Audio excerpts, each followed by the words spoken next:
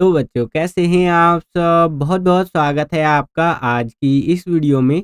आज का ये वीडियो क्लास 12th के बच्चों के लिए बहुत ज़्यादा खास होने वाला है, क्योंकि इस वीडियो में हम लोग देखने वाले हैं बच्चों क्लास 12th का जो आपका पॉलिटिकल साइंस का सब्जेक्ट है, हिंदी में बोले तो जो आपका राजनीतिक विज्ञान का विषय है, इसका जो आपका बोर्ड एग्जाम होने वाला है 23 मार्च को। ठीक है, 23 मार्च 2026 को जो आपका पॉलिटिकल साइंस का बोर्ड का पेपर होने वाला है। तो इसके लिए हम लोग अपना sample question paper number 8 discuss करने वाले हैं। जी हाँ बच्चों, 8वां सैंपल पेपर इस वीडियो में हम लोग डिस्कस करेंगे और ये सैंपल पेपर मैंने लास्ट टाइम के लिए बचा करके रख रखा था। अगर आप अपने बोर्ड की तैयारी को एकदम लास्ट टाइम पे भी करके अच्छे मार्क्स लाना चाहते हैं पॉलिटिकल साइंस के अंदर, तो इस सैंपल पेपर की वीडियो को पूरा जरूर देखिएगा। 1 घंटे से ऊपर की ये वीडियो होने वाली है बच्चों, लेकिन बहुत ज़्यादा हेल्पफुल होगी। ठीक है, तो चलिए वीडियो को शुरू करते हैं और 500 से ऊपर लाइक जरूर कंप्लीट करवा दीजिएगा। चलिए शुरू करते हैं। का भी बोलते हैं आप। इसके अंदर हमसे एमसीक्यू वाले जो क्वेश्चंस होते हैं वो पूछे जाएंगे और उनका आंसर हमें देना है। तो चलिए देखते हैं एक एक करके क्वेश्चंस को। यहाँ पर पहला क्वेश्चन कुछ इस प्रकार से है कि निम्नलिखित घटनाएं जो है उनको कालानुक्रमिक क्रम में व्यवस्थित करें और सही विकल्प चुने, यानी कि टाइम के अकॉर्डिंग आपको अरेंज करना है और उस हिसाब से आपको करेक्ट ऑप्शन यहाँ पर चूज करके बताना है। सबसे पहला वाला जो यहाँ पर है वो है दूसरी दुनिया का पतन। ठीक है, तो ये हो जाएगा आपका दिसंबर 1991 की बात हो रही है यहाँ पर। ठीक है, दिसंबर 1991 की यहाँ पर बात हो रही है। दूसरा है आपका यहाँ पर इतिहास की सबसे बड़ी गैराज सेल, तो ये आपका 1990 के आसपास की घटना है। ठीक है, ये हो गया। तीसरा है अमेरिका के वर्ल्ड ट्रेड सेंटर पर जो आतंकी हमला हुआ था, तो ये तो आप सभी को पता ही होगा, ये हुआ था 11 सितंबर, ठीक है, 2001 को।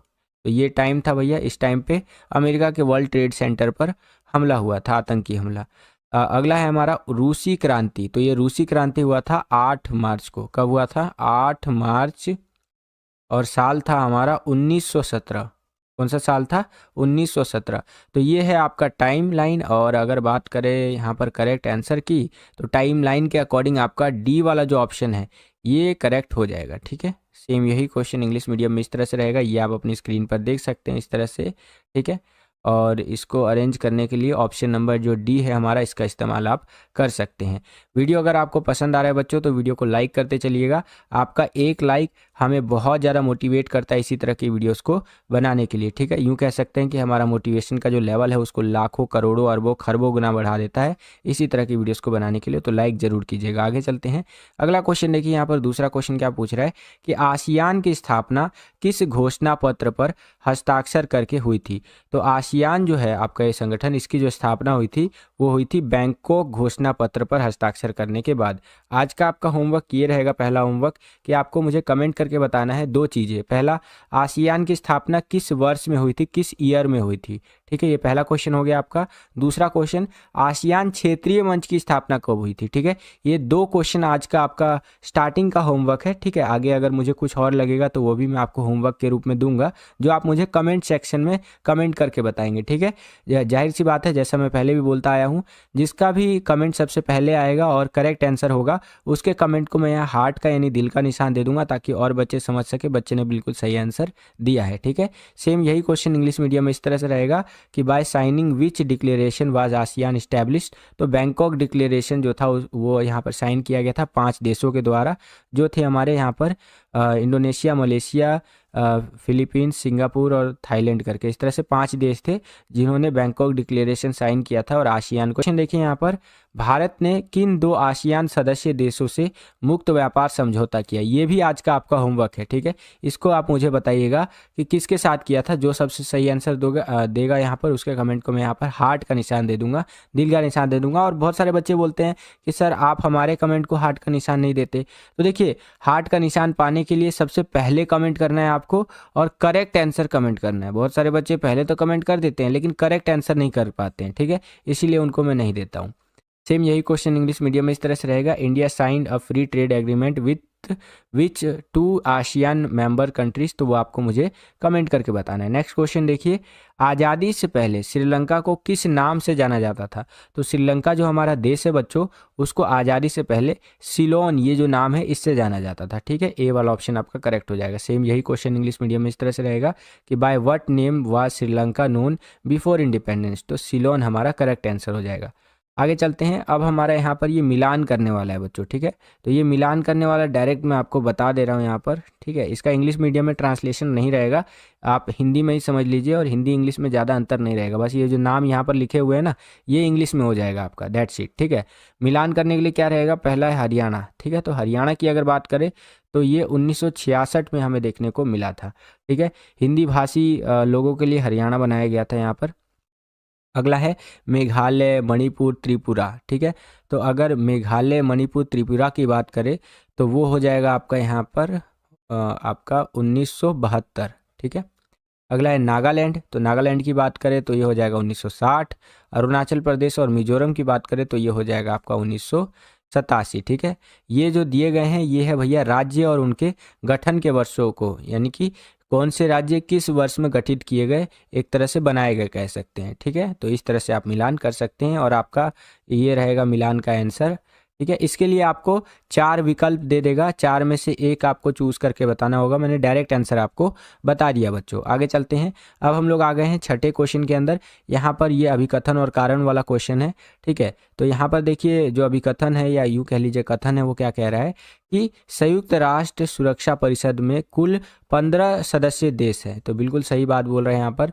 जो आपका यूनाइटेड नेशन सिक्योरिटी काउंसिल है, यूएनएससी, तो उसके अंदर टोटल 15 मेंबर कंट्री है, जिसके अंदर से 5 यहाँ पर परमानेंट होते हैं और 5 यहाँ पर परमानेंट नहीं होते हैं, ठीक है। यानी कि 5 कह रहा हूँ, 5 स्थायी होते हैं और 10 अस्थायी होते हैं, ठीक है। इंग्लिश में बोले तो 5 permanent and 10 non permanent members, जिसको आप कह सकते हैं, ठीक है।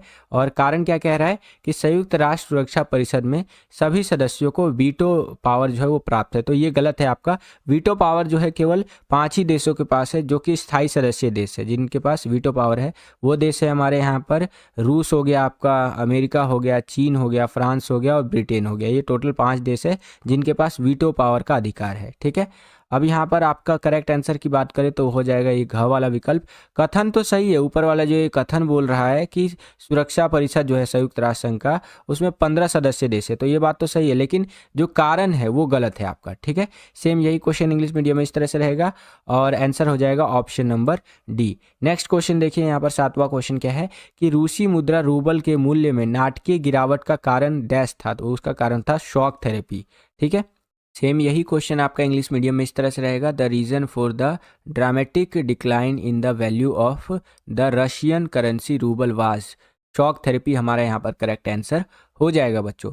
नेक्स्ट क्वेश्चन देखिए, 8वां क्वेश्चन क्या है कि गठबंधन की जो राजनीति है इसका युग केंद्र में, यानी सेंट्रल गवर्नमेंट की अगर बात करें तो किस वर्ष से शुरू हुआ। तो केंद्र में जो गठबंधन की राजनीति का युग जो शुरू हुआ था वो 1989 के बाद से हुआ था। आप देखे होंगे या अगर आपने पढ़ा होगा तो आपको पता होगा कि 1989 से लेकर के 2014 तक, जब तक बीजेपी गवर्नमेंट नहीं आ जाती है, तब तक यहाँ पर गठबंधन की राजनीति चली थी, जिसके अंदर 2 पार्टियाँ या कई बार 3 पार्टियाँ इस तरह से मिल करके गठबंधन कर ली और सरकार चला रही है। 2014 में जब भारतीय जनता पार्टी आ गई, तब से लेकर के अभी 2023 आपका ख़त्म होने वाला है, अभी तक भी बीजेपी ही है, ठीक है। और यहाँ पर गठबंधन का जो दौर था वो लगभग क्या पूरा ही कह लीजिए, अभी तो ख़त्म ही है, ठीक है। 1989 से लेकर के 2014 तक जो है केंद्र में आपका गठबंधन का पूरा दौर चला था, एरा चला था, ओके। तो बी वाला जो ऑप्शन है आपका करेक्ट आंसर हो जाएगा। सेम यही क्वेश्चन इंग्लिश मीडियम में इस तरह से रहेगा, in which year did the era of coalition politics begin at the centre, ठीक है। तो यहाँ पर आपका करेक्ट आंसर हो जाएगा 1989। नेक्स्ट क्वेश्चन देखिए, यहाँ पर हमारा क्या है, आशु की एक प्रमुख मांग को लिखिए। तो आशु की एक प्रमुख मांग है बाहरी लोगों का विरोध करना, अपनी संस्कृति की रक्षा करना, गरीबी को दूर करना, ठीक है। तो यहाँ पर आपका उपरोक्त सभी जो है ये करेक्ट आंसर हो जाएगा, ओके। तो ये रहा आपका करेक्ट आंसर। और सेम यही क्वेश्चन इंग्लिश मीडियम में इस तरह से रहेगा कि write one main demand of AASU. तो यहाँ पर वन मेन बोल रहा है भैया, तो वन मेन नहीं होगा, यहाँ पर आपको प्रमुख बताना है, ठीक है। इंग्लिश में थोड़ा सा मिसटाइप है, तो यहाँ पर करेक्ट आंसर हो जाएगा ऑल ऑफ द अबव। ये तीनों ही सही है हमारे, ठीक है। नेक्स्ट यहाँ पर देखिए, 10वां क्वेश्चन है अभिकथन और कारण वाला। तो यहाँ पर अभिकथन क्या कह रहा है कि इंदिरा गांधी को असली चुनौती विपक्ष से नहीं मिली बल्कि उनकी अपनी पार्टी के भीतर से आई थी। ठीक है जी। और कारण कह रहा है कि उसे कांग्रेस के भीतर से शक्तिशाली और प्रभावशाली नेताओं के समूह सिंडिकेट से निपटना पड़ा। ठीक है, तो ये बात भी बिल्कुल यहाँ पर सही बोली जा रही है। तो कथन और कारण दोनों सही है और कारण कथन की सही व्याख्या है। ठीक है, ये क वाला विकल्प हमारा सही उत्तर हो जाएगा। सेम यही क्वेश्चन इंग्लिश मीडियम में इस तरह से रहेगा और ऑप्शन नंबर ए जो है हमारा यहाँ पर करेक्ट आंसर हो जाएगा बच्चों। नेक्स्ट क्वेश्चन देखिए, आसू जो है वो किस राज्य का संगठन है? तो आसू भैया असम का संगठन है। ठीक है, असम राज्य का। यही क्वेश्चन इंग्लिश मीडियम में इस तरह से रहेगा, AASU is the organisation of which state? तो असम हमारा यहाँ पर करेक्ट आंसर हो जाएगा। नेक्स्ट क्वेश्चन देखिए यहाँ पर क्या है कि 1954 में 1954 में किन दो नेताओं ने पंचशील घोषणा पत्र जो है उस पर हस्ताक्षर किए?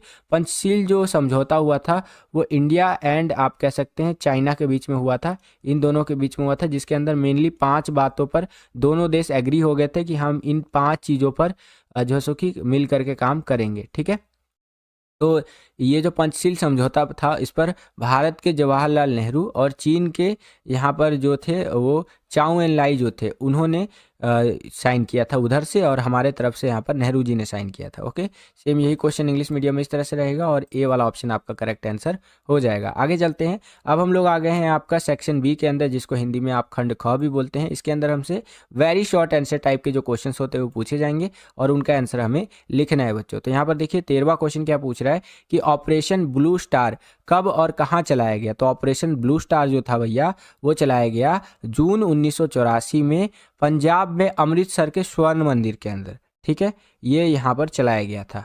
और उस टाइम पे हमारी प्रधानमंत्री कौन थी?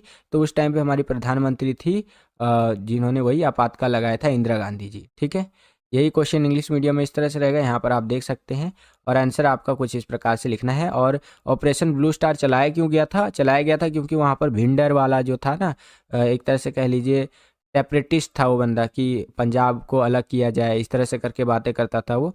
तो इन सब को देख करके उनको पकड़ने के लिए, मारने के लिए ये जो ऑपरेशन ब्लू स्टार था वो किया गया था। ठीक है बच्चों, जिस कारण से इंदिरा गांधी जी को बाद में जा करके गोली भी मार दी गई थी उनके अंग रक्षकों के द्वारा। एजुकेशनल पर्पस के लिए केवल मैं आपको बता रहा हूँ। ठीक है, 14वां क्वेश्चन देखिए, निवारक नजरबंदी से आप क्या समझते हैं? ये आपातकाल वाले चैप्टर से संबंधित है। आंसर इस तरह से रहेगा निवारक नजरबंदी का कि मुख्यतः किसी अपराध में संलग्न व्यक्ति को ही गिरफ्तार किया जाता है, परंतु जो सो कि कभी जब किसी व्यक्ति के स्वतंत्र रहने पर उसके द्वारा अपराध किए जाने की आशंका होती है तो उसे बंदी बना लिया जाता है। इसी को निवारक नजरबंदी कहते हैं, यानी कि केवल शक होने पर भी गिरफ्तार कर लेते हैं कि ओ बेटा ये तो बेटा कुछ करने वाला है, ओ भैया आइए पुलिस वुलिस एकदम पकड़िए इसको और चलिए जेल में डाल देते हैं। ये बहुत ज़्यादा हमें देखने को मिला था इमरजेंसी के टाइम पे, आपातकाल के टाइम पे बच्चों। ओके, तो ये था आपका निवारक नजरबंदी, 2 नंबर में पूछ लिया जाता है। सेम यही क्वेश्चन इंग्लिश मीडियम में इस तरह से रहेगा, यहाँ पर आप देख सकते हैं और आंसर आपको इस प्रकार से लिखना है बच्चों। 15वां क्वेश्चन देखिए बच्चों, यहाँ पर क्या पूछ रहा है हमसे कि 42वें संविधान संशोधन द्वारा किए गए किन्हीं 2 मुख्य बदलावों का उल्लेख कीजिए। ठीक है, तो आंसर इस प्रकार से आप लिखेंगे। इसके अंदर 2 बदलाव ये किए गए थे संविधान के अंदर कि प्रधानमंत्री, राष्ट्रपति और उपराष्ट्रपति पद के निर्वाचन को अदालत में चुनौती नहीं दी जा सकती है। ठीक है, यानी कि प्रधानमंत्री का हो या राष्ट्रपति का हो या उपराष्ट्रपति का हो, इसका जो निर्वाचन किया जाएगा, सिलेक्शन किया जाएगा, ठीक है, तो इसको लेकर के आप अदालत में नहीं जा सकते, अदालत में इसको चुनौती नहीं दे सकते। ये 42वें संविधान के संशोधन में हुआ था, मतलब 42वां जो हमारा संविधान का संशोधन हुआ था ना, उसमें ये बात कही गई थी। अगला, विधायिका का कार्यकाल 5 वर्ष से बढ़ा करके 6 वर्ष किया जाएगा। जो विधायिका का कार्यकाल 5 साल का होता है उसको अब 6 साल कर दिया जाएगा। ये बात हमारा 42वें संविधान संशोधन में निकल करके आई थी। तो इस प्रकार से आंसर आपको लिखना है। इंपॉर्टेंट क्वेश्चन है, पेपर में आ सकता है। सेम यही क्वेश्चन इंग्लिश मीडियम में इस तरह से रहेगा और आंसर आपको कुछ इस प्रकार से लिखना है बच्चों। आगे चलते हैं, अगला क्वेश्चन देखिए, 16वां क्वेश्चन क्या पूछ रहा है हमसे कि भारत के लोगों पर वैश्वीकरण के किन्हीं 2 नकारात्मक परिणामों को उजागर कीजिए। तो देखिए, ग्लोबलाइजेशन को जब हमने अडॉप्ट किया 1991 में, ठीक है आपका, तो उसके अच्छाइयाँ हमें देखने को मिली, तो यहाँ पर कह लीजिए नकारात्मक परिणाम या कमियाँ कह लीजिए, बुराइयाँ कह लीजिए, वो भी हमें देखने को मिला। जिसमें से एक ये कह सकते हैं कि छोटे दुकानदारों के लिए आजीविका का संकट खड़ा हो चुका है। मान लीजिए कि एक आदमी है जो अपनी मोबाइल की दुकान चलाता है, ठीक है, इस तरह से मोबाइल की दुकान चलाता है। और पहले उसके वहाँ पे मोबाइल खूब बिका करता था, लेकिन अब ऑनलाइन का ज़माना आ गया है। ठीक है, ऑनलाइन में क्या है, अमेज़ॉन, फ्लिपकार्ट, ये बाहर देश की कंपनियाँ ये दबा के डिस्काउंट दे देती है। मान लीजिए एक मोबाइल यहाँ पर 10,000 का है इस तरह से, तो वही मोबाइल वो 6,000 का या फिर 7,000 का बेच देती हैं। लेकिन भैया ये दुकान वाला तो इतना डिस्काउंट दे नहीं सकता है। ये तो भैया 10,000 का है तो मान लीजिए 9,000 या ज़्यादा से ज़्यादा करेगा तो 8 साढ़े 8,000 रुपया कर देगा। इससे कम करेगा तो इसका पूंजी में दिक्कत आ जाएगा, है ना। तो लोग क्या है, जनता तो भैया ये देखेगी नहीं कि हमारे देश का है कि बाहर का है, वो तो भैया खरीद लेगी तो भैया क्या होगा, छोटे दुकानदारों की आजीविका का संकट यहाँ पर आन पड़ेगा। तो एक ये आप कह सकते हैं वैश्वीकरण का नकारात्मक परिणाम है जो भारत के लोगों पर देखने को मिला है। अगला, भारत तथा अन्य देशों पर पश्चिमी संस्कृति का प्रभाव हमें देखने को मिला है। आप देखते होंगे आज के टाइम पे ये सूट बूट लगा करके लोग जो है शादी उदी में जाते हैं। ठीक है, ये हमारा संस्कृति नहीं है। हमारी संस्कृति में क्या है, धोती कुर्ता, ये सब हमारा अपना कल्चर है। और खाने पीने की चीज़ों में आप देखते होंगे कि चाउमीन, मोमोज, बर्गर, फिंगर ये सब खाते हैं लोग। ठीक है, ये हमारा संस्कृति नहीं है। पिज्ज़ा उज्जा ये हमारा संस्कृति, हमारे संस्कृति में ये सब चीज़ खाने के लिए नहीं बोला गया है। ठीक है, हमारे कल्चर में अगर खाने पीने की चीज़ों की बात करें या हमारे देश की बात करें ओवरऑल, तो क्या खाने पीने की चीज़ फेमस है हमारे यहाँ पर, जो हमारे कह लीजिए रूट से जुड़ा हुआ है, वो है आपका चावल, दाल, ठीक है, रोटी, ये सब है। पीने की चीज़ों की बात करें तो दूध, दही, लस्सी, ठीक है, आपका ये सब चीज़ कह सकते हैं। लेकिन इन सब का स्थान आज के टाइम पे चाउमीन, मोमोज, बर्गर, फिंगर, ठीक है, पिज्ज़ा उज्जा, इन सब ने ले लिया है। तो ये दिखाता है कि किस प्रकार से पश्चिमी संस्कृति का प्रभाव भारत के लोगों के ऊपर देखने को मिला है, जो कि एक नकारात्मक परिणामों के अंदर आप लिख सकते हैं बच्चों। सेम यही क्वेश्चन इंग्लिश मीडियम में इस तरह से रहेगा, ये आप अपनी स्क्रीन पर देख सकते हैं और आंसर आपको इस प्रकार से लिखना है बच्चों। 17वां क्वेश्चन देखिए बच्चों, यहाँ पर क्या है कि शॉक थेरेपी क्या है, इसका संबंध किस देश से है। तो पहले समझिए शॉक थेरेपी का मतलब क्या होता है। शॉक थेरेपी का अर्थ होता है आघात पहुंचा करके उपचार करना। ये बात है उस जमाने की जब सोवियत संघ का विघटन हुआ था। 1991 की ये बात कर रहा है, जब सोवियत संघ का विघटन हुआ और 15 नए देश निकल करके आए। अब देश चलाने के लिए चाहिए पैसा, अब पैसा के लिए वो लोग गए वर्ल्ड बैंक के पास और IMF के पास। ठीक है, तो जब वर्ल्ड बैंक और IMF के पास गए तो इन दोनों में चलता किसका है, US का चलता है। तो ये सब US से पूछे कि पैसा दे दें, तो US बोला पैसा तो दे दो, लेकिन इनका जो नीति है कि ये साम्यवाद को, समाजवाद को इस तरह से अपनाते हैं, उसको चेंज करके बोलो कि ये लोग पूंजीवाद को अपनाएं। ठीक है, तो ये बोला गया कि आप पूंजीवाद को अपनाइए, ठीक है, अर्थव्यवस्था का, अपने इकोनॉमी का मॉडल चेंज कीजिए, हम आपको पैसा दे देंगे करके। ठीक है, तो यही यहाँ पर चीज़ होता है, इसको ही शॉक थेरेपी का नाम दिया जाता है कि भैया एक हाथ से तो थप्पड़ मार दो, दूसरे हाथ से मलहम लगा दो। एक हाथ से तो इनको पैसा दिया जा रहा है और एक हाथ से बोला जा रहा है कि अपना अर्थव्यवस्था का मॉडल ही चेंज करो। ठीक है, तो इसी को कहा जाता है कि आघात पहुंचा करके उपचार करना। और शॉक थेरेपी का संबंध जो है सोवियत संघ से, यहाँ पर आप देख सकते हैं। ओके, सेम यही क्वेश्चन इंग्लिश मीडियम में इस तरह से रहेगा, यहाँ पर आप देख सकते हैं और आंसर आपको इस प्रकार से लिखना है बच्चों। नेक्स्ट क्वेश्चन देखिए, 1975 के आपातकाल से मिले कोई 2 सबक लिखने हैं आपको। जो 1975 में आपातकाल लगा था तो उससे हम सबक क्या सीखे हैं, कोई 2 सबक आपको बताने हैं। तो पहला आप लिख सकते हैं, आपातकाल के दौरान भारतीय लोकतंत्र की ताकत और कमजोरियां उजागर हो गई थी, लेकिन जल्द ही कामकाज लोकतंत्र की राह पर लौट आया। इस प्रकार भारत से लोकतंत्र को विदा कर पाना बहुत कठिन है। तो कहने का मतलब ये है कि आपातकाल के दौरान ये देखा गया कि हमारे लोकतंत्र में, भारतीय लोकतंत्र में क्या कमजोरियां हैं। ठीक है, तो वो सारी चीज़ें उजागर होकर के आई, ताकतें भी उजागर होकर के आई। तो इससे क्या हुआ कि हमें पता चला कि हाँ ये चीज़ कमी है, इसको सुधारा जाए। जैसे कि व्यक्तियों के जो अधिकार होते हैं उनको लेकर के अदालत बहुत ज़्यादा स्ट्रिक्ट हो गए, उन्होंने कड़े नियम बनाए। कई संस्थाएं भी निकल करके आई जिन्होंने व्यक्तियों के अधिकार, नागरिकों के अधिकार को बचाने के लिए सक्रिय रूप से काम किया। तो ये हमें कमियां पता चली, क्या ताकत है हमारे यहाँ पे वो भी पता चला।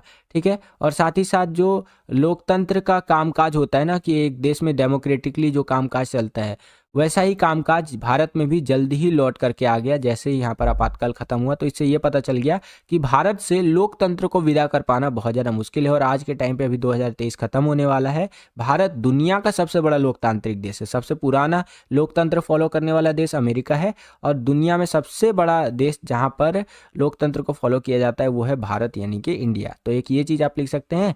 अगला है आपका, आपातकाल की समाप्ति के बाद अदालतों ने व्यक्ति के नागरिक अधिकारों की रक्षा में सक्रिय भूमिका निभाई है तथा इन अधिकारों की रक्षा के लिए कई संगठन अस्तित्व में आए। ये मैंने आपको बता ही दिया, ठीक है। तो इस प्रकार से आप आंसर लिख सकते हैं। सेम यही क्वेश्चन इंग्लिश मीडियम में इस तरह से रहेगा। यहाँ पर आप देख सकते हैं, right any 2 lessons learn from the emergency of 1975। तो आंसर आपको इस प्रकार से लिखना है बच्चों, ओके। यहाँ पर सेक्शन सी का पहला क्वेश्चन और इस क्वेश्चन पेपर का 19वां क्वेश्चन देखिए बच्चों, क्या पूछ रहा है हमसे कि सरकार द्वारा 1975 में आपातकाल लागू करने के पक्ष में क्या तर्क दिए गए थे, ठीक है। यानी कि 1975 में जो आपातकाल लगाया गया था तो सरकार ने क्या पक्ष रखा था कि भैया हम आपातकाल क्यों लगा रहे हैं। तो आंसर आपको कुछ इस प्रकार से लिखना है कि सारी ताकत कानून व्यवस्था की बहाली पर लगानी पड़ती है, षड्यंत्रकारी ताकतें सरकार के प्रगतिशील कार्यक्रमों में जो कि अड़ंगे डाल रही थी, इस कारण से सरकार ने उस टाइम पे आपातकाल लगाया। तो एक ये कारण दिया सरकार ने कि भैया उस टाइम पे क्या था कि जो ताकतें थी, चाहे बाहरी ताकतें हो या फिर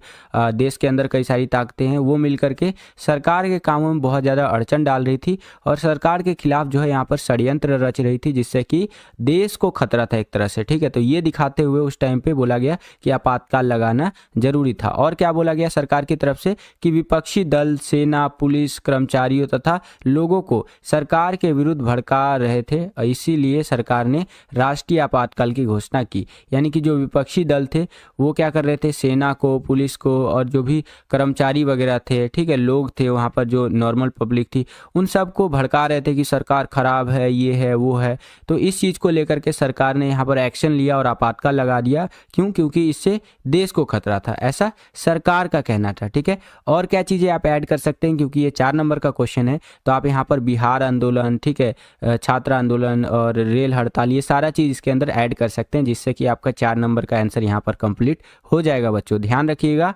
आपको आंसर बड़ा कैसे करना है, कुछ चीज़ें ऐड ऑन करके, जैसे मैंने इतना बता दिया, अब ये तो 2 नंबर के लायक आपका यहाँ पर परफेक्ट हो जाएगा आंसर, लेकिन क्वेश्चन तो 4 नंबर का है। तो 4 नंबर के क्वेश्चन में कोई चीज़ें, कुछ अलग अलग चीज़ें जो है आप ऐड कर सकते हैं, जैसे कि आपका मैंने बता दिया ना। इस क्वेश्चन की अगर मैं बात करूँ तो बिहार आंदोलन इसमें आप ऐड कर सकते हैं, रेल हड़ताल ऐड कर सकते हैं, ठीक है। गरीबी हटाओ का नारा जो था इंदिरा गांधी का, इतना चल नहीं पाया, इस कारण से भी जो देश की अर्थव्यवस्था थी वो भी अच्छी खासी कह लीजिए कठिनाइयों से गुजर रही थी। तो एक ये भी कारण आप लिख सकते हैं, मतलब वही आर्थिक स्थिति के अंदर आ जाएगा। तो इस तरह से आप लिख सकते हैं। अगर इसको कैटेगराइज किया जाए ना कि देश के अंदर आपातकाल लगाया क्यों गया, तो बहुत सारे तर्क दिए जा सकते हैं, लेकिन यहाँ पर ध्यान रखिएगा क्वेश्चन के अंदर स्पेसिफिकली पूछा गया है कि सरकार की तरफ से क्या पक्ष दिया गया था, ठीक है। तो मैंने ये आपको बता दिया, आशा करता हूँ कि आपको समझ में आया होगा। सेम यही क्वेश्चन इंग्लिश मीडियम में इस तरह से रहेगा। यहाँ पर आप देख सकते हैं, what arguments were given by the government in the favour of imposing emergency in 1975 करके। तो आंसर इस प्रकार से आपको लिखना है, ये आप अपनी स्क्रीन पर देख सकते हैं। बच्चों आगे चलते हैं। अगला क्वेश्चन देखिए, यहाँ पर हमारा क्या है कि बदलती परिस्थितियों में प्रभावी एवं सुचारू ढंग से कार्य करने के लिए संयुक्त राष्ट्र संघ की प्रक्रिया व ढांचे में सुधार के कौन कौन से प्रस्ताव सुझाए गए हैं, ये बताइए। तो यहाँ पर देखिए सिंपल सा क्वेश्चन यही पूछा है कि जो हमारा समीकरण बदल रहा है, जब यूएनओ बना था 1945 में, उस टाइम पे जो परिस्थितियाँ थी, समीकरण थे वो कुछ और थे। आज 2023 अभी ख़त्म होने वाला है, आज दुनिया की परिस्थितियाँ और समीकरण कुछ और हैं। तो इस प्रकार से जो समीकरण बदल रहे हैं, परिस्थितियाँ बदल रही हैं, तो अगर यूएनओ को यहाँ पर सुचारू ढंग से काम करना है, ऐसे ही चलते रहना है, तो क्या सुधार इसमें किए जा सकते हैं यूएनओ के अंदर, ठीक है, ये आपको यहाँ पर बताना है बच्चों। अब देखिए एक सिंपल सी बात है, अगर आप अपने अंदर जो है समय समय पर सुधार नहीं करेंगे तो आप पुराने हो जाएंगे और यूज़लेस हो जाएंगे। एग्जाम्पल के लिए नोकिया ले लेते हैं। नोकिया जो फ़ोन है एक टाइम पे बहुत बिका करता था, लेकिन उसने अपने आप को समय के हिसाब से नहीं ढाला। जो समीकरण बदल रहे थे और जो मोबाइल की कंपनियां थी वो एंड्रॉयड को अपना रही थी, लेकिन नोकिया ने नहीं अपनाया, ठीक है। और आज के टाइम पे समीकरण पूरी तरह से बदल चुकी हैं, परिस्थितियां बदल चुकी है। आज के टाइम पे नोकिया जो है मार्केट से पूरी तरह से लगभग गायब हो चुका है। तो वैसे ही यूएनओ अगर अपने आप को नहीं बदलता है तो एक टाइम वो भी आएगा जब यूएनओ भी पूरी तरह से गायब हो जाएगा। एक तरह से गायब भी नहीं होगा ना, तो कह लीजिए उसकी प्रासंगिकता नहीं बचेगी, समझ रहे हैं आप, दुनिया में उसकी इंपॉर्टेंस नहीं बचेगी। तो ये चीज़ें हैं, इसीलिए इसके अंदर सुधार किए जा सकते हैं। क्या क्या सुधार किए जा सकते हैं, इस तरह से आप लिख सकते हैं, जैसे सुरक्षा परिषद में स्थायी सदस्यों की संख्या बढ़ानी होगी। आपको पता होगा कि 5 ही केवल स्थायी सदस्य है आपका, ब्रिटेन, फ्रांस, चीन, जो है कि अमेरिका और रूस करके ये 5 स्थायी सदस्य है। तो इसको बढ़ाना होगा, यहाँ पर 6, 7, 8 कर दीजिए, यहाँ पर भारत को ऐड कर लीजिए, ठीक है, जापान को ऐड कर लीजिए, जर्मनी को, ऐसे देशों को यहाँ पर ऐड करके इसकी संख्या बढ़ानी होगी। ये बहुत ज़्यादा इंपॉर्टेंट है। और क्या करना पड़ेगा, वीटो पावर, निषेधाधिकार की समाप्ति करनी पड़ेगी। ये जो वीटो पावर होता है ना, उसकी समाप्ति करनी पड़ेगी। ये कह लीजिए ना एक तरह से काफ़ी भेदभावपूर्ण पावर है, ठीक है। भेदभावपूर्ण पावर क्यों? क्योंकि मान लीजिए कि पूरी दुनिया एक तरफ है, ठीक है, पूरी दुनिया के जितने भी देश है जो यूएनओ के सदस्य है वो एक तरफ है, और एक अकेला देश इन 5 में से जिसके पास वीटो पावर है। आपको नहीं पता तो मैं बता दूं कि जो 5 स्थायी सदस्य हैं आपका यहाँ पर सुरक्षा परिषद के, उन्हीं के पास जो है वीटो पावर है। और जो 5 में से एक सदस्य ले लेते हैं जो वीटो पावर का इस्तेमाल करता है यहाँ पर, और पूरी दुनिया के जो भी देश है वो इधर हो जाते हैं, ठीक है। एक कानून बन रहा है, तो अगर ये सारे देश मिलकर के बोलेंगे ना कि इस कानून को पास कर दिया जाना चाहिए, और ये देश बोल देगा कि यहाँ पर नहीं, मैं वीटो लगा रहा हूँ, ये कानून पास नहीं होगा, तो वो कानून पास नहीं होगा बच्चों, इतना ज़्यादा पावरफुल है, ठीक है। तो या तो इस पावर को ख़त्म ही कर दो, या तो अगर रखना है तो अन्य देशों को दो। अगर ये रखना नहीं है या कुछ और करना है, ठीक है, या तो देखो इसको अगर रखना है, मेरा सजेशन तो ये रहेगा, आप अपने व्यू भी यहाँ पर लिख सकते हैं, ठीक है। तो यहाँ पर जो है या तो इसको ख़त्म कर दो, ठीक है। अगर इसको ख़त्म नहीं करना है ना तो सदस्यों को बढ़ाओ, 5 है उसको 7 करो, 8 करो, है कि नहीं, ये किया जा सकता है। और क्या किया जा सकता है, विकसित देशों के प्रभाव को समाप्त करना। जो विकसित देशों का इतना ज़्यादा प्रभाव देखने को मिलता है, इन्फ्लुएंस देखने को मिलता है यूएनओ के अंदर, उसको थोड़ा सा कम करने की ज़रूरत है यहाँ पर, खासकर अमेरिका जैसे देशों की, और पश्चिमी देशों की तो और आप ले सकते हैं जैसे फ्रांस वगैरह, इन सब की, है ना, इन सब को थोड़ा कम करने की ज़रूरत है।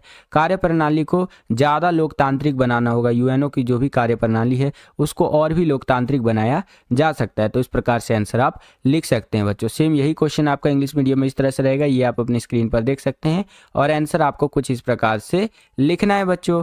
ओके, आगे चलते हैं। अगला क्वेश्चन देखिए क्या है, 21वां क्वेश्चन, कि स्वतंत्रता के समय भारत के समक्ष आई किन्हीं 3 चुनौतियों की व्याख्या कीजिए। अब आप में से बहुत सारे ऐसे बच्चे हैं जो बोलेंगे सर यहाँ पर तो लिखा है 3 ही चुनौतियाँ, क्वेश्चन है 4 नंबर का, सर जी नंबर मिल जाएगा? तो बिल्कुल नंबर मिल जाएगा आपको।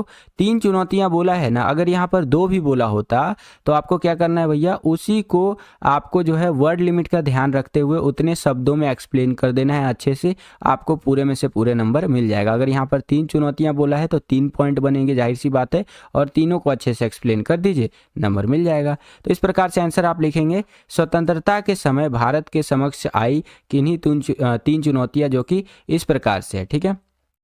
यहाँ पर आप देख सकते हैं, पहला है एकता एवं अखंडता की जो चुनौती थी वो, यानी कि भारत देखिए जब आज़ाद हुआ था, तो मैंने आपको प्रीवियस वीडियोस के अंदर बताया है कि भारत जब आज़ाद हुआ तो बहुत सारे हमारे यहाँ पर प्रिंसली स्टेट थे, ठीक है। प्रिंसली स्टेट मतलब कि रजवाड़े थे, जहाँ पर अलग अलग राजा जो है राज करता था। अब इन सभी रजवाड़ों को एक करना था, भारत के अंदर शामिल करना था। इनकी संस्कृति अलग थी, सभ्यता अलग थी, अलग अलग धर्मों को मानने वाले लोग रहते थे, है कि नहीं। तो इन सबको एक करना बहुत ज़्यादा मुश्किल काम था। जो काम यहाँ पर कर दिखाया यहाँ पर किसने, सरदार वल्लभ भाई पटेल जी ने, जिनको आज हम लौह पुरुष के नाम से जानते हैं। उनको हाथ जोड़ करके नमन है, इतने महान व्यक्ति थे वो, ठीक है। तो ये एक बहुत बड़ी प्रॉब्लम थी, एकता एवं अखंडता की चुनौती। आप यहाँ पर लिखा हुआ भी देख सकते हैं, भारत अपने आकार और विविधता में किसी महादेश के बराबर था। यहाँ विभिन्न भाषा, संस्कृति और धर्मों के अनुयायी रहते थे। इन सभी को एकजुट करने की चुनौती, ये एक बहुत बड़ी चुनौती थी आज़ादी के टाइम पे, ठीक है। तो ये आप लिख सकते हैं, यानी कि आज़ादी के बाद आप कहेंगे 1947 के बाद की बात हो रही है। अगला पॉइंट है बच्चों, लोकतंत्र की स्थापना। अब इतने बड़े देश में लोकतंत्र स्थापित करना ये एक बहुत बड़ी चुनौती है बच्चों, ठीक है। दांतों चले लोहे के चने चबाने के बराबर है ये, कि आप अपने दांतों के नीचे जो है लोहे के चने चबा रहे हैं। आप इस तरह से भी इसको संदर्भित कर सकते हैं, ठीक है। क्यों? क्योंकि मैं आपको एक इंसिडेंट बताता हूँ। नेहरू जी जो थे बहुत ज़्यादा उत्सुक थे, वो बोले कि भैया भारत में मैं लोकतंत्र लेकर के आऊँगा। अब जो वेस्टर्न कंट्रीज़ थे वहाँ के न्यूज़पेपर वाले छापने लग गए, हा हा हा, अरे नेहरू जी, आप कहाँ एकदम यहाँ पे अपने देश में लोकतंत्र लाने की, डेमोक्रेसी लाने की बात कर रहे हो। इतना गरीब देश है, पिछड़ा हुआ देश है, पहले आपके देश को थोड़ा और आगे आने की ज़रूरत है। अब नेहरू जी भैया ले गए इसको ईगो पे। नेहरू जी बोले अच्छा बेटा ये बात है, रुको तुम। भाई दिन रात लग गए, उन्होंने अलग अलग कार्य किए, बहुत सारा उन्होंने योगदान दिया लोकतंत्र को लेकर के, और आखिरकार लोकतंत्र आ गया हमारे देश में। चुनाव वगैरह हुए हमारे देश में, ठीक है, और उनका मुंह बंद कर दिया उन्होंने। और आज देखिए 2023 खत्म होने वाला है। दुनिया का सबसे बड़ा लोकतंत्र अगर है किसी देश में तो वो आपको भारत में देखने को मिलेगा, ठीक है। तो ये आप लिख सकते हैं। तो लोकतंत्र की स्थापना एक बहुत बड़ी चुनौती थी।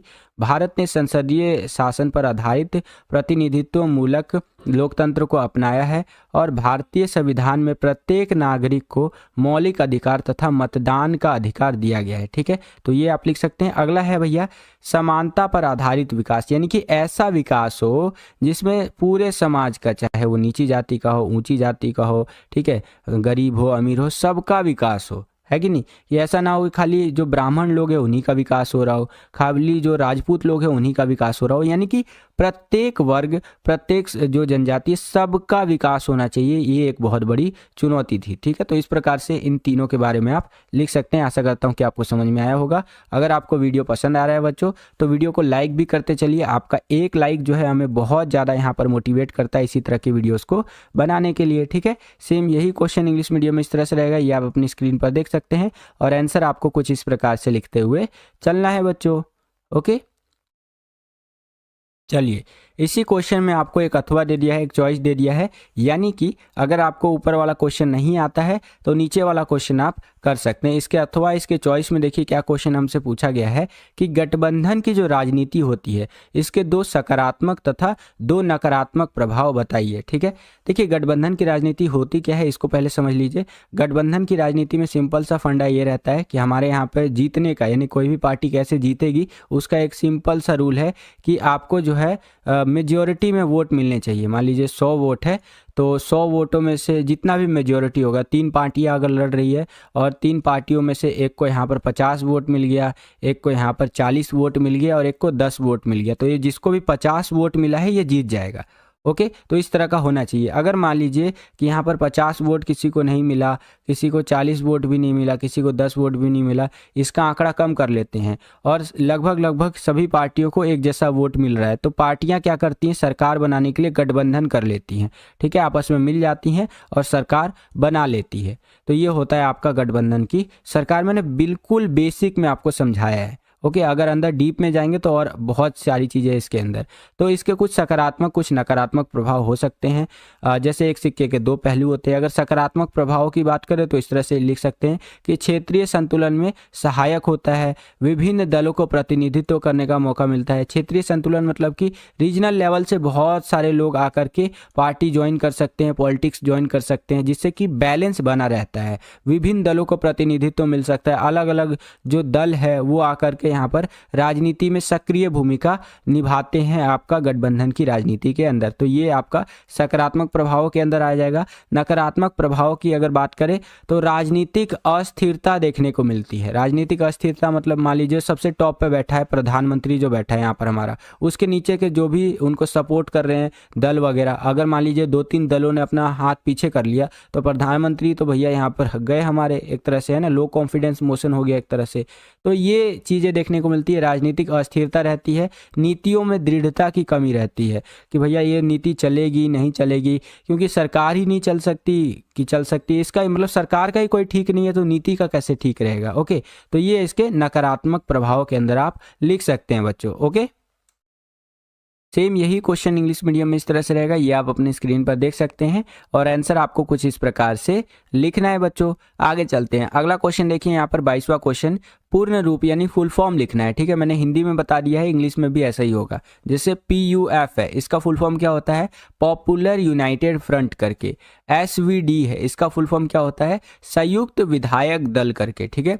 CWC इसका फुल फॉर्म होगा कांग्रेस वर्किंग कमेटी। अगला है DMK, द्रविड़ मुनेत्री कड़कम करके, ठीक है, ये इसका फुल फॉर्म होगा। तो बिल्कुल इसको याद कर लीजिएगा, पेपर में आ सकता है बच्चों। ओके, इसी क्वेश्चन में आपको एक अथवा दे दिया है, ऊपर वाला अगर आपको क्वेश्चन नहीं आता है तो नीचे वाला कर सकते हैं कि श्रीलंका के जातीय संघर्ष का उल्लेख कीजिए। इसको ना थोड़ा सा समझिए बच्चों। तो यहाँ पर आप देख सकते हैं, ये है हमारे प्यारे भारत का नक्शा। और अगर मैं आपसे श्रीलंका के जातीय संघर्ष की बात करूं तो उसको समझाने के लिए आपको मुझे थोड़ा सा जूम करके यहाँ पर तमिलनाडु और श्रीलंका को दिखाना पड़ेगा, ठीक है। ये आप देख सकते हैं, ये है हमारा राज्य एक तमिलनाडु, हमारे प्यारे भारत का एक राज्य। यहाँ से क्या हुआ था, कई सारे लोग जो है यहाँ से माइग्रेट करके श्रीलंका में आ गए थे, ठीक है। अब श्रीलंका में जो इनका कह लीजिए वो मूल निवासी कहते हैं ना, मूल निवासी जो है श्रीलंका के, उनको सिंघली कहा जाता है, ठीक है, सिंघली लोग हैं। और यहाँ से तमिलनाडु से बहुत सारे लोग आकर के यहाँ बसने लग गए, रहने लग गए, ठीक है। तो एक एरिया में उनका पूरा कब्जा हो गया एक तरह से मान लीजिए, जिसके अंदर ज़्यादातर जो लोग रहते थे वो तमिल लोग रहते थे, ठीक है। तो पहले तो एक ही यहाँ पर जो कम्युनिटी है वो थी यहाँ पर, वो थी भैया सिंघली। अब धीरे धीरे एक और कम्युनिटी आकर के बसने लग गई, वो हो गई हमारी यहाँ पर तमिल लोगों की। तो धीरे धीरे क्या हुआ, इन दोनों कम्युनिटीज़ के बीच में क्लैशेस होना शुरू हो गए। कभी ये कम्युनिटी उस कम्युनिटी को मारती, कभी वो कम्युनिटी यानी तमिल कम्युनिटी सिंघली को मारती, यानी लड़ाई होना शुरू हो गई। लड़ाई क्यों होना शुरू हो गई कि भैया तमिल वाले अब यहाँ पर आ गए, ठीक है, तमिलनाडु वाले वो यहाँ पर रहने लग गया, उनकी कई जनरेशन्स आगे बढ़ने लग गए एक तरह से, है ना, पीढ़ी दर पीढ़ी धीरे धीरे आगे बढ़ने लग गई वो लोग। अब वो चाहते थे कि उनको यहाँ पर स्वायत्ता मिले, उनको हर एक चीज़ में इक्वल राइट्स मिले, चाहे वो वोटिंग का अधिकार हो या और कोई भी अधिकार हो, उसमें समानता मिले औरों की तरह। लेकिन सिंघली लोग इस चीज़ को पसंद ना करते, वो बोलते नहीं तुम बाहर से आए हुए हो, ठीक है। तो इसको लेकर के दोनों कम्युनिटीज़ के बीच में काफ़ी जो है वो नाखुश, वो होता है ना एक तरह से अनबन टाइप का कह लीजिए, वो होने लग गया, ठीक है। तो इधर से एक जो आपका बहुत ज़्यादा कट्टर संगठन है ये तमिल लोगों की तरफ से, वो निकल करके आया जो इनके अधिकारों के लिए बोलता था कि हम लड़ रहे हैं, ठीक है, जिसको लिट्टे बोला जाता है। लिट्टे का फुल फॉर्म होता है लिबरेशन टाइगर ऑफ तमिल करके। और इधर से भी इनका एक संगठन था। तो इसको लेकर के बहुत ज़्यादा वॉर वगैरह हुआ था। काफ़ी टाइम तक जो श्रीलंका है वो इंटरनली बहुत ज़्यादा बिजी था, गृह युद्ध की स्थिति में आप कह सकते हैं, बहुत ज़्यादा बिजी था, ठीक है। और धीरे धीरे धीरे धीरे अभी से कुछ टाइम पहले आप कह लीजिए इनकी स्थिति नॉर्मल हुई है। और लगभग मान लीजिए कितना सन 2000 के आसपास जहाँ तक है, फिर धीरे धीरे धीरे धीरे स्टेबिलिटी हुई थी कि अभी फिर फाइनेंशियल क्राइसिस आ गया था।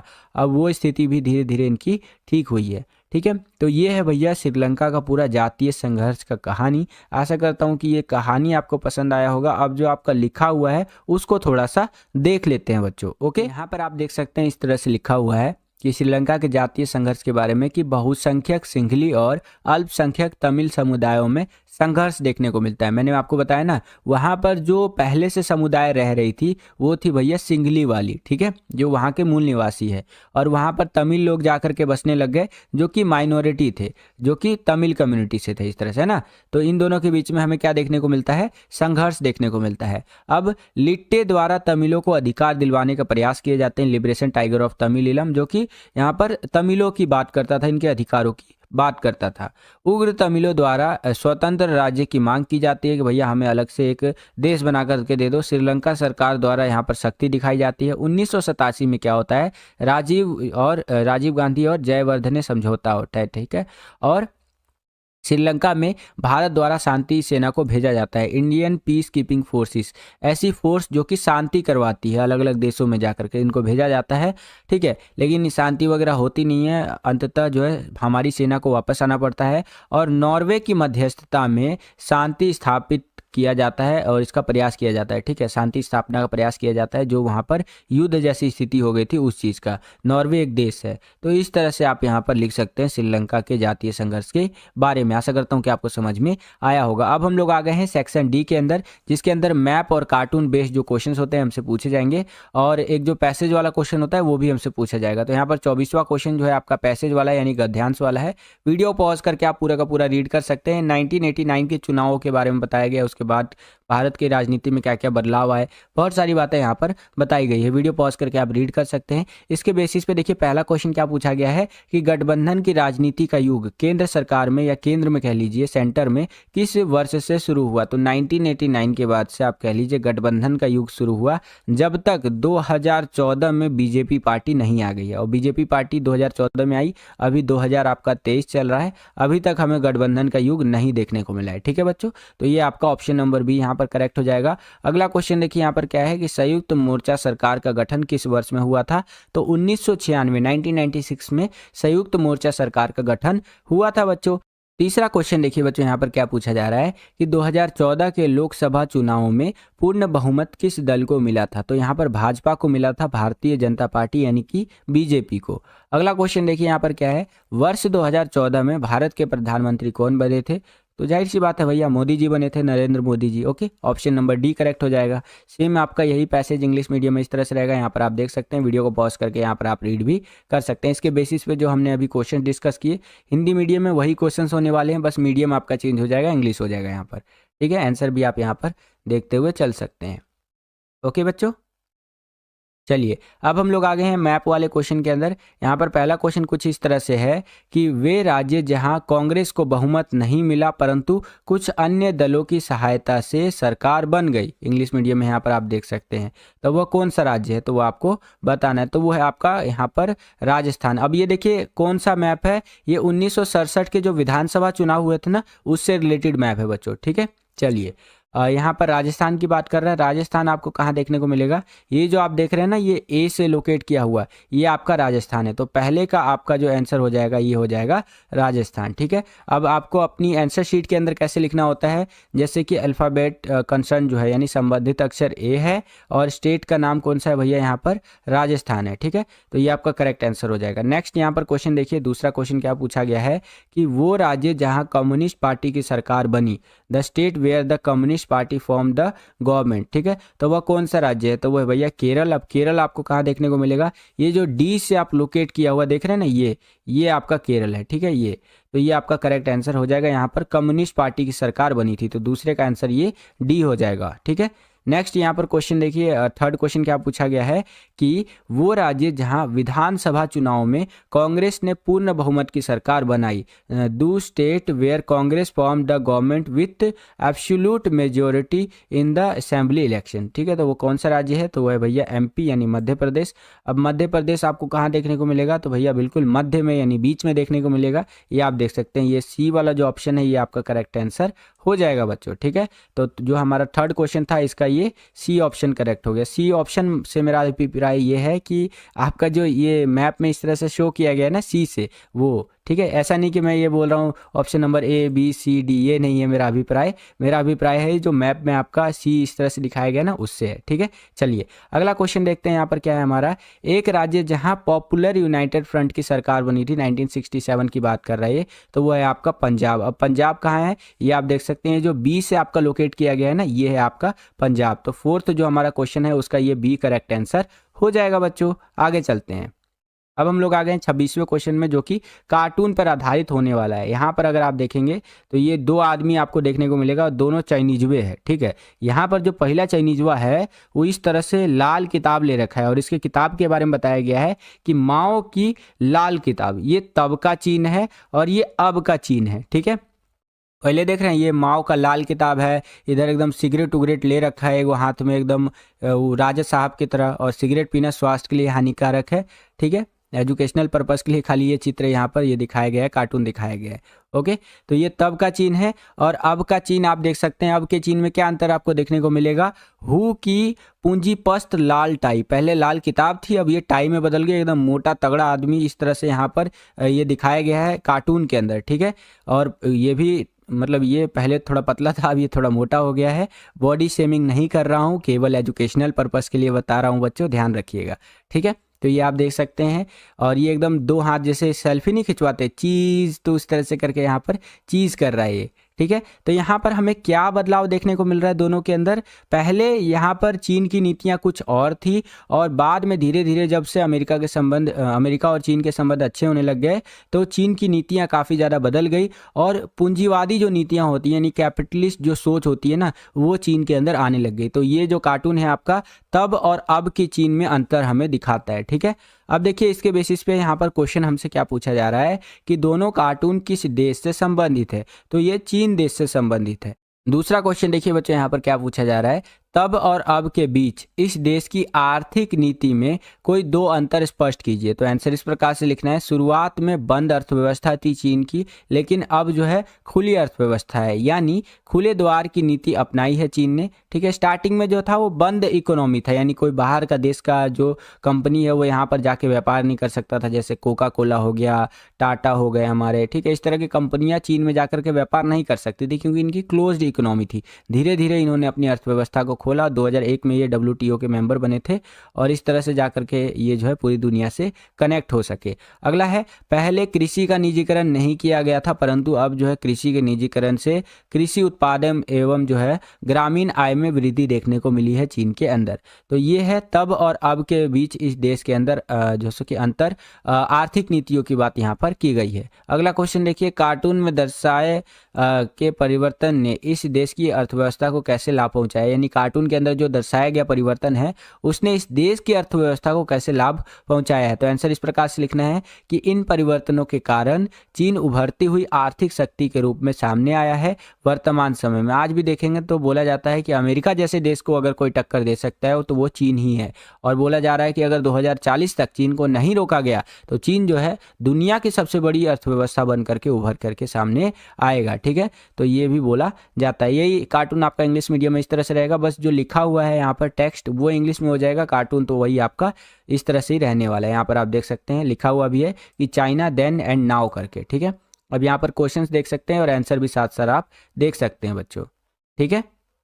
चलिए परफेक्ट परफेक्ट। अब हम लोग आ गए हैं सेक्शन ई के अंदर। यहाँ पर हमसे 6 नंबर के क्वेश्चंस पूछे जाएंगे और उनका आंसर हमें देना है। तो एक एक करके क्वेश्चंस को देख लेते हैं। यहाँ पर देखिए 27वां क्वेश्चन कुछ इस प्रकार से है कि राज्य पुनर्गठन आयोग क्या था, इसकी महत्वपूर्ण सिफारिशें क्या थी। देखिए बच्चों, जो भी क्वेश्चंस मैं आपसे डिस्कस कर रहा हूँ ना, ये बहुत ज़्यादा इंपॉर्टेंट है और कल क्योंकि आपका पेपर है तो ये वाला जो सैम्पल पेपर है इसमें जो भी क्वेश्चन है ना, आपके लॉन्ग क्वेश्चन की मैं बात कर रहा हूँ, ये बहुत ध्यान से मैंने पुट किए हैं एक एक क्वेश्चन को। तो एक एक क्वेश्चन को अच्छे से करके जाइएगा, इसमें से कई सारे क्वेश्चन जो है, बहुत सारे क्वेश्चन जो है कल के पेपर में आ सकते हैं और जो आपका बोर्ड एग्जाम होगा उसमें भी इनमें से कई सारे क्वेश्चन आ सकते हैं। इस बात की बहुत ज़्यादा संभावना है, प्रोबेबिलिटी है, ठीक है। तो 27वां क्वेश्चन देखिए बच्चों, यहाँ पर क्या था हमारा कि राज्य पुनर्गठन आयोग क्या था, इसकी महत्वपूर्ण सिफारिशें क्या थी। तो 1953 में केंद्र सरकार ने उच्चतम न्यायालय के भूतपूर्व न्यायाधीश फजल अली की अध्यक्षता में 3 सदस्यीय राज्य पुनर्गठन आयोग का गठन किया, ठीक है। अब राज्य पुनर्गठन आयोग अगर मैं शॉर्ट में समझाऊं तो राज्यों को अलग अलग तरह से बांटना, ठीक है, मेनली भाषाई आधार पर ये काम सौंपा गया था राज्य पुनर्गठन आयोग को, ठीक है। अब इसकी सिफारिशें क्या क्या थी ये आप यहाँ पर देख सकते हैं। पहला, केवल 3 केंद्र शासित क्षेत्रों अंडमान निकोबार दिल्ली मणिपुर को छोड़कर बाकी के केंद्र शासित क्षेत्रों को उनके नज़दीकी राज्यों में मिला दिया जाए। केवल 3 जो है यहाँ पर केंद्र शासित क्षेत्र है हमारे, अंडमान निकोबार दिल्ली और मणिपुर, इनको छोड़ दिया जाए और बाकी जो भी केंद्र शासित क्षेत्र है उनको उनके राज्यों के अंदर जो भी उनके नियरेस्ट राज्य है, स्टेट है, उनमें मिला दिया जाए। ये पहली सिफारिश थी राज्य पुनर्गठन आयोग की। दूसरा क्या था, राज्यों की सीमा का निर्धारण वहाँ पर बोले जाने वाली भाषा के आधार पर होना चाहिए, ठीक है। जो राज्यों की सीमा है उसका निर्धारण करते वक्त ये देखा जाना चाहिए कि वहाँ पर कौन सी भाषा बोली जा रही है। मान लीजिए कि हरियाणा राज्य का सीमा बनाया जा रहा है तो ये देखा जाएगा कि हरियाणवी कहाँ तक बोला जा रहा है, ठीक है। तो ये चीज़ ध्यान में रख करके राज्यों का यहाँ पर सीमा निर्धारित किया जाना चाहिए। अगला, इस आयोग ने अपनी रिपोर्ट 1955 में प्रस्तुत की थी तथा इसके आधार पर संसद में राज्य पुनर्गठन अधिनियम 1956 पारित किया गया और देश को 14 राज्य एवं 6 संघ शासित क्षेत्रों में बांटा गया। तो इस प्रकार से इस क्वेश्चन का आंसर आप लिख सकते हैं। बहुत ज़्यादा इंपॉर्टेंट क्वेश्चन है, कई बार पेपर में आ चुका है, कल के पेपर में आ सकता है बच्चों, ध्यान रखिएगा। सेम यही क्वेश्चन इंग्लिश मीडियम में इस तरह से रहेगा और आंसर आपको इस प्रकार से लिखते हुए चलना है बच्चों। ये आप अपनी स्क्रीन पर देख सकते हैं। ओके बच्चों, इसी क्वेश्चन में आपको एक अथवा दे दिया है, एक चॉइस दे दिया है, यानी कि अगर आपको ऊपर वाला क्वेश्चन नहीं आता है तो नीचे वाला क्वेश्चन आप कर सकते हैं। इसके अथवा में, इसके चॉइस में देखिए क्या क्वेश्चन पूछा गया है कि सोवियत संघ के विघटन के परिणाम लिखिए। तो सोवियत संघ के जो विघटन के परिणाम हुए वो क्या हुआ भैया, शीत युद्ध का जो संघर्ष चल रहा था अमेरिका और सोवियत संघ के बीच में वो खत्म हो गया, क्योंकि सोवियत संघ 15 गणराज्यों के अंदर टूट गया। एक ध्रुवीय विश्व अर्थात अमेरिका का वर्चस्व का उदय हुआ। अमेरिका एकमात्र महाशक्ति बनकर के उभरा। हथियारों की जो होड़ लगी हुई थी दोनों के बीच में वो समाप्त हो गई। सोवियत संघ का अंत और 15 नए देशों का उदय हो गया। रूस सोवियत संघ का उत्तराधिकारी बन गया। ठीक है, साथ ही साथ विश्व राजनीति में शक्ति संबंध में परिवर्तन हो गए। आप देखेंगे कि अमेरिका उस टाइम पे बहुत ज़्यादा ताकतवर था, लेकिन धीरे धीरे धीरे धीरे जब से सत्ता के नए केंद्र आने लग गए हैं, ठीक है, तो अमेरिका की भी ताकत को काउंटर करने के लिए बहुत सारे यहाँ पर संगठन, देश वगैरह निकल करके आ गए हैं, जैसे कि भारत, चीन और अलग अलग संगठन, यूरोपीय संघ वगैरह, ये सब आप लिख सकते हैं, आसियान वगैरह। ठीक है,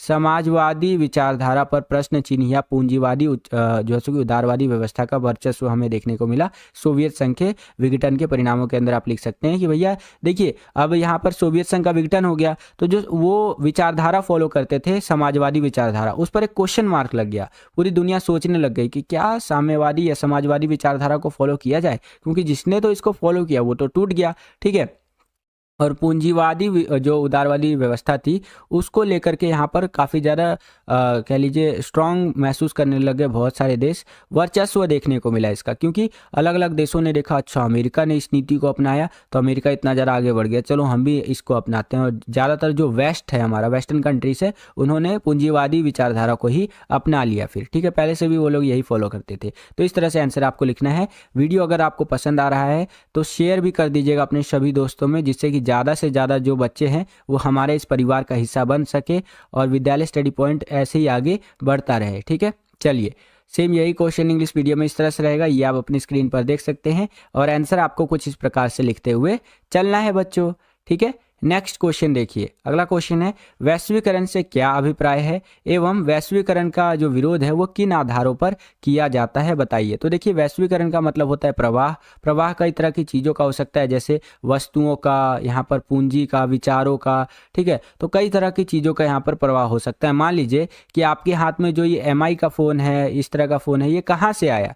ठीक है, तो ये वैश्वीकरण के कारण ही तो आया। अब आप बोलेंगे सर आप क्या बात कर रहे हो, वैश्वीकरण के कारण कैसे आया? तो इसको थोड़ा सा समझिए बच्चों। तो देखिए बच्चों, ये बात है 1991 की, जब हमने LPG यानी कि लिबरलाइजेशन, प्राइवेटाइजेशन और ग्लोबलाइजेशन, नई आर्थिक नीति को हमने अपनाया। ठीक है, 1991 में हमने अपना लिया। मैं भारत के संदर्भ में वैश्वीकरण के बारे में आपको बता रहा हूँ, ध्यान रखिएगा, ये पूरी दुनिया पे लागू होता है। तो जब हमने वैश्वीकरण को अपनाया तो उसके बाद बहुत सारी कंपनियां हमारे देश में आने लग गई। जब तक हमने वैश्वीकरण को नहीं अपनाया था तो बहुत सारी कंपनियां हमारे देश में नहीं आ सकती थी, केवल हमारे देश की कंपनियां जो है वो व्यापार कर सकती थी। अब जैसे ही हमने वैश्वीकरण को अपना लिया, बहुत सारी कंपनियां आने लग गई। जैसे अगर मैं मोबाइल फ़ोन्स की बात करूं तो सैमसंग का मोबाइल आप लिख सकते हैं। ठीक है, लिख सकते हैं इन द मीन्स मैं यहाँ कहना चाह रहा हूँ कि आप समझ सकते हैं। ठीक है, अगला रेडमी वगैरह का मोबाइल हो गया। अगर आप बहुत अमीर आदमी हैं तो यहाँ पर एप्पल का मोबाइल होगा आपके पास, इस तरह से, है ना। तो ये मोबाइल फ़ोन जो आपके हाथ में है ये किसका उदाहरण है? ये वैश्वीकरण का ही उदाहरण है बच्चों। अगर वैश्वीकरण नहीं होता ना तो अभी आप वही नोकिया 3310 चला रहे होते, हेलो तिली लिली, हाँ तुम्हारा दोस्त बात कर रहे हैं, हाँ तिली लिली, तो वही आज के टाइम पे आप चला रहे होते। समझ रहे हैं आप? तो ये जो फ़ोन वगैरह आप चला पा रहे हैं, ना केवल फ़ोन, और अगर मैं आपसे बात करूँ कोका कोला, ये पेप्सी उपसी पी करके जो बोलते हैं ना, अरे हम तो कोका कोला पिए हैं, कोका कोला भी छोड़िए। और आपको मैं बताता हूँ, ये जो फेसबुक चलाते हैं, जिस यूट्यूब पे आप ये वीडियो देख रहे हैं ना, ये भी आपका बाहर का कंपनी है। और अगर भारत में वैश्वीकरण नहीं होता तो ये यूट्यूब भी नहीं होता एक तरह से। ठीक है, इंस्टाग्राम जो है, जो आजकल मार्केट में बहुत ज़्यादा ट्रेंडिंग है कि भैया magenta colour oh my God, maroon colour oh my God, है ना, just look at it wow, इस तरह का जो आजकल इंस्टाग्राम पे रील वूल बहुत ज़्यादा फेमस है ना। तो ये इंस्टाग्राम भी नहीं होता, स्काइप वगैरह और भी बहुत सारी जो कंपनियां हैं ये नहीं होती भैया अगर वैश्वीकरण भारत में नहीं आया होता। तो इसी प्रकार से वैश्वीकरण क्या हो करता है भैया कि आपके देश की कंपनियों को बाहर जाने की इजाज़त देता है, बाहर जाकर के व्यापार करो, पैसा कमाओ, और बाहर की कंपनियों को आपके देश में आने की अनुमति देता है। ना केवल कंपनियों को, आप चाहे तो बाहर पैसा इन्वेस्ट कर सकते हैं दूसरे देशों में, दूसरे देश जो है आपके देश में पैसा इन्वेस्ट कर सकता है, जिसको पूंजी बोला जाता है। ठीक है, और भी चीज़ें यहाँ पर जो थिंकिंग है यानी विचार है वो भी एक देश से दूसरे देश में जा सकता है, दूसरे देश से आपके देश में आ सकता है। ठीक है, व्यक्ति भी एक देश से दूसरे देश जा सकते हैं, दूसरे देश से आपके देश में आ सकता है। तो ये सारी चीज़ें मिलकर के वैश्वीकरण बनाते हैं। तो वैश्वीकरण के अगर शाब्दिक अर्थ की बात करें तो वो होता है प्रवाह। प्रवाह कई तरह की चीज़ों का हो सकता है जो मैंने आपको बता दिया। आशा करता हूँ कि वैश्वीकरण क्या होता है ये आपको समझ में आ गया होगा बच्चों।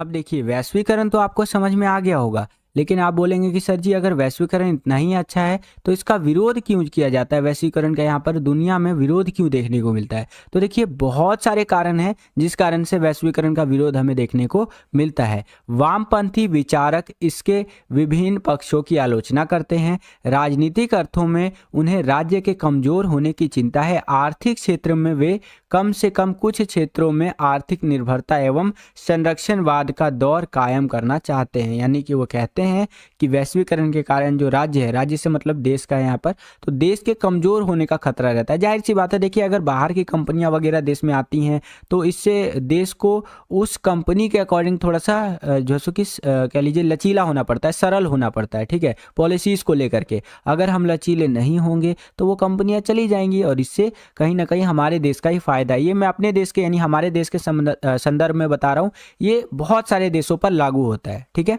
और भी कुछ बातें हैं यहाँ पर, वीडियो पॉज करके आप देख सकते हैं। इनमें एक दो चीज़ और इंपॉर्टेंट है, जैसे आपका WSF के बारे में क्वेश्चन बन सकता है 2 नंबर में कि WSF क्या है। तो इसका फुल फॉर्म होता है वर्ल्ड सोशल फोरम। ये एक तरह का मंच होता है जहाँ पर अलग अलग देश के लोग जा करके वैश्वीकरण का विरोध कर सकते हैं। ठीक है, और 1999 में सिएटल में विश्व व्यापार संगठन की मंत्री स्तरीय बैठक हुई थी। इसका विरोध हुआ था यहाँ पर, जिसका कारण था कि आर्थिक रूप से ताकतवर देशों द्वारा व्यापार के अनुचित तौर तरीकों का विरोध हुआ था। यानी कि आर्थिक रूप से जो ताकतवर देश है, ज़्यादातर जो ये पश्चिमी देश है, वो क्या कर रहे हैं, व्यापार के अनुचित तौर तरीकों का इस्तेमाल कर रहे हैं। तो इसको लेकर के 1999 में सिएटल में, जो अमेरिका में है, इसमें विश्व व्यापार संगठन की जो मंत्री स्तरीय बैठक हुआ था, इसका विरोध हुआ था बच्चों। ठीक है, तो इस प्रकार से आंसर आप लिख सकते हैं इस क्वेश्चन का। आशा करता हूँ कि आपको समझ में आया होगा। सेम यही क्वेश्चन इंग्लिश मीडियम में इस तरह से रहेगा, यहाँ पर आप देख सकते हैं, और आंसर इस प्रकार से आपको लिखते हुए चलना है बच्चों। ओके, चलिए, अब इसी क्वेश्चन के अंदर आपको एक अथवा दे दिया है, एक चॉइस दे दिया है। यानी कि अगर आपको ऊपर वाला क्वेश्चन नहीं आता तो नीचे वाला क्वेश्चन आप कर सकते हैं कि 1989 यानी 1989 के बाद भारतीय राजनीति में आए बदलावों का वर्णन कीजिए। तो देखिए, 1989 के बाद अगर बात करें तो भारतीय राजनीति में बहुत सारे बदलाव हमें देखने को मिले। जैसे कांग्रेस प्रणाली की समाप्ति हो गई, राष्ट्रीय राजनीति में जनता दल व भारतीय जनता पार्टी की प्रभावशाली भूमिका देखने को मिली, भारतीय राजनीति में मंडल मुद्दे का उदय हुआ। ठीक है, नई आर्थिक नीति, हमें न्यू इकोनॉमिक पॉलिसी देखने को मिली, गठबंधन की राजनीति का उदय देखने को मिला। तो ये आप सारी चीजें लिख सकते हैं, इनको ही आपको एक्सप्लेन करके लिखना है। तो पूरे 6 में से 6 नंबर आपको मिल जाएगा बच्चों। सेम यही क्वेश्चन इंग्लिश मीडियम में इस तरह से रहेगा। यहाँ पर आप देख सकते हैं describe the changes in Indian politics करके आफ्टर 1989 करके यहाँ पर है। तो आंसर आपको इस प्रकार से लिखना है बच्चों। 29वां क्वेश्चन देखिए बच्चों, यहाँ पर क्या पूछा जा रहा है कि 1967 के आम चुनावी परिणामों को राजनीतिक भूकंप की संज्ञा क्यों दी जाती है। ठीक है, तो देखिए 1967 का जो चुनावी परिणाम आया उसको राजनीतिक भूकंप की संज्ञा इसीलिए दी जाती है क्योंकि इस चुनाव में कांग्रेस को राष्ट्रीय और प्रांतीय स्तर पर गहरा धक्का लगा। ठीक है, दूसरा, कांग्रेस को जैसे तैसे लोकसभा में बहुमत मिला लेकिन सीटें और वोट कम मिले और आज तक का सबसे खराब रिकॉर्ड रहा था। 1967 की बात हो रही है। ठीक है, और अभी भी देखेंगे तो यहाँ पर चलता नहीं है कुछ खास कांग्रेस पार्टी। अगला देखिए, मैं किसी भी पार्टी के पक्ष या विपक्ष में नहीं हूँ, मैं एक टीचर हूँ और मैं सिर्फ ऐसे ही मैंने आपको बोल दिया। ये कई सारे बच्चे जो होते हैं ऑफ्टेन हो जाते हैं इस तरह से ना, नाराज़ हो जाते हैं कि सर आप इस पार्टी के पक्ष में हो, इस पार्टी के पक्ष में हो।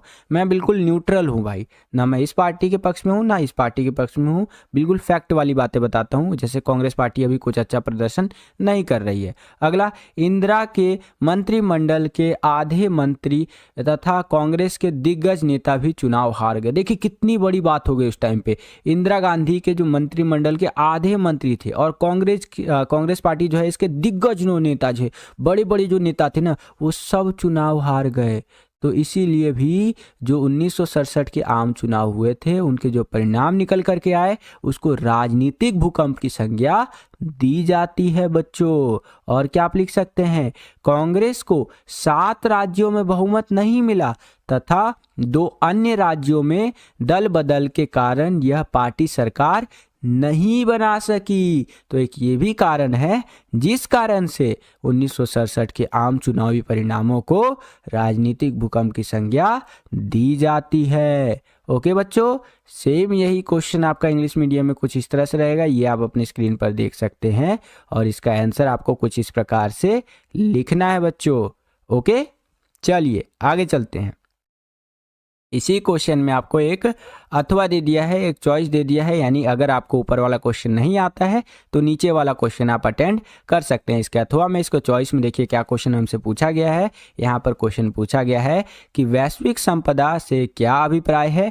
ऐसा क्यों कहा जाता है कि वैश्विक संपदा की सुरक्षा के सवाल पर अंतर्राष्ट्रीय सहयोग आसान नहीं है। तो देखिए, विश्व की साझी संपदा उन संसाधनों को कहते हैं जिन पर किसी एक का नहीं बल्कि पूरे अंतर्राष्ट्रीय समुदाय का अधिकार होता है, जैसे पृथ्वी का वायुमंडल, अंटार्कटिका, समुद्री सतह और बाहरी अंतरिक्ष। इंसानों ने सब कुछ बांट लिया लेकिन अपना वायुमंडल नहीं बांट सके, अंटार्कटिका को नहीं बांट सके, समुद्री सतह को नहीं बांट सके और बाहरी अंतरिक्ष को नहीं बांट सके, क्योंकि भैया भगवान ने हमारी लिमिटेशंस लगा रखी है कि हमें धरती पर ही रहना है। धरती से ज़्यादा कहाँ चले जाओगे, मंगल पे चले जाओगे, ठीक है। अभी भी मंगल पे रह नहीं सकते हो तुम, वहाँ पे ज़मीन क्या बांटोगे तुम, है कि नहीं। जैसे पबजी फ्री फायर में एक मैप होता है ना, और उस मैप के बाहर आप नहीं निकल सकते, तो भगवान जी ने भी हमारी लिमिटेशंस लगा रखी है। तो इंसानों ने बहुत सारी चीज़ें तो बांट ली लेकिन बहुत सारी चीज़ें नहीं बांट सके, जैसे वायुमंडल, अंटार्कटिका, समुद्री सतह और बाहरी अंतरिक्ष। तो ये आपका यहाँ पर वैश्विक संपदा के अंदर आता है,